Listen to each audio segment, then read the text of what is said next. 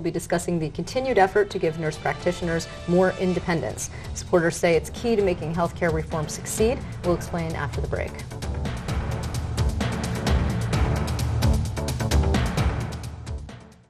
Right now in New York State, nurse practitioners can have their own offices, but they must be tied to a doctor through a written agreement.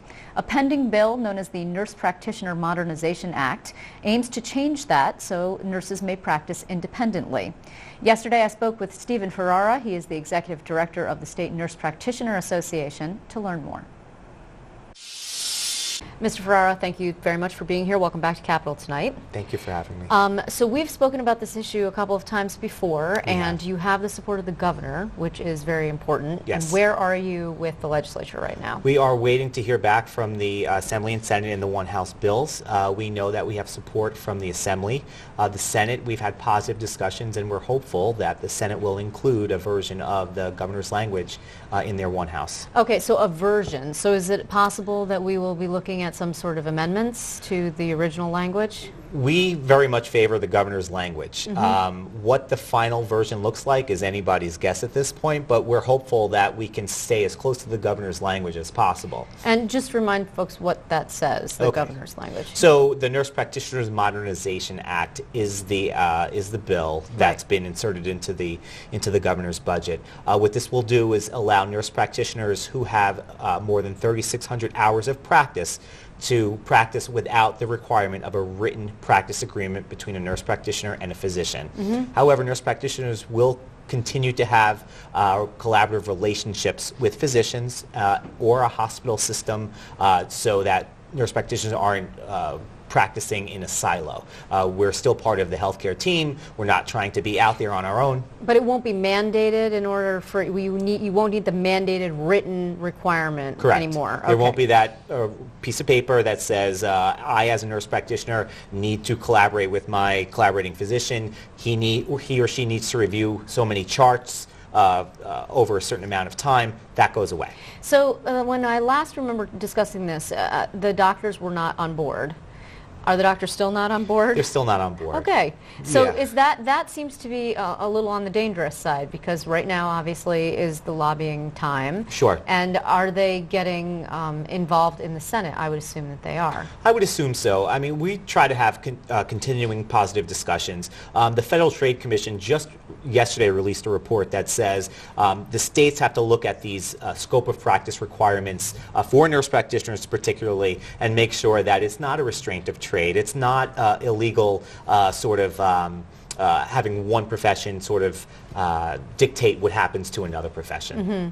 So it seems that's positive at the federal level. It's then. Very positive. Well, I would expect that the federal, at least the Obama administration, would feel positively about this, because we've talked about doctor shortages and an increasing number of people who are coming into the system, particularly into Medicaid when it comes to the Affordable Care Act, and you have an increasing number of doctors who are not accepting Medicaid patients. Absolutely. We know that those numbers are low, very, very low, and not just Medicaid, but Medicare as well. Nurse practitioners are seeing those patients for sure. So generally, as a matter of speaking, nurse practitioners are taking Medicaid patients, Medicare patients, where doctors are not. Don't they have the same insurance concerns, however? They do. They do have the same insurance concerns. So all the concerns are still the same. However, the nurse practitioners have the evidence has showed that the nurse practitioners will practice in those areas that the physicians may not be in, because there's just a lack of providers in that area. So yes, the concerns are still there, but so far the evidence has proven that the nurse practitioners are taking those Medicare patients, are seeing those Medicaid patients. It's part of our community training. It's part of our education to be out there in the community, not necessarily be in the desirable areas that everybody would like to practice in, but to sort of be entrenched in the community where the people are. So how was it that, I mean, this is the first time that the governor's actually included this in the budget. How was it that you managed to make that case, and how strongly do you believe that the executive feels about this issue? Because, I mean, look, budgets are about horse trading, as we know, and things fall off the table, at a given moment and get back on and then are off again. Sure. Well, when the Medicaid redesign team came together, this was one of the major lead proposals that needed to that was suggested to happen. Mm-hmm. So we saw that back a few years ago when he assembled the MRT. So we think he's certainly committed to seeing this through and having this make an impact on the provider shortage that we're facing already today. Does the awarding of the Medicaid waiver to the Cuomo administration by the Obama administration strengthen your cause? It doesn't hurt it because there are enhanced payments for Medicaid, which would be somewhat across the board. So that certainly doesn't hurt. How much it helps, I'm not sure if it really is sort of, the silver bullet, if that's what it is. And also, at this point, we're talking about a lot of moving parts in terms of healthcare. So I also wanted to ask you regarding the downstate hospitals. Does that impact your membership? Not as much. We're seeing that a lot of nurse practitioners not necessarily being part of hospital systems, being affiliated with a hospital for sure for those practices, but not necessarily being in the hospital. Will it have an impact? It will have some degree of impact, but we don't believe it's major. And what about medical marijuana? Medical marijuana. We do not have a stance on medical marijuana at this point. I think a lot of data still is out there that it really has not been shown to be proven effective, but we're certainly willing to listen and look at the evidence, because if it is a treatment that helps patients, well, we need to examine that. So there's no official stance that we have on it currently, but certainly we recognize that it could be part of the solutions to chronic pain management. Okay, so I understand that from an ideological standpoint, you don't have a position formally on medical marijuana, whether or not it should be legalized or not.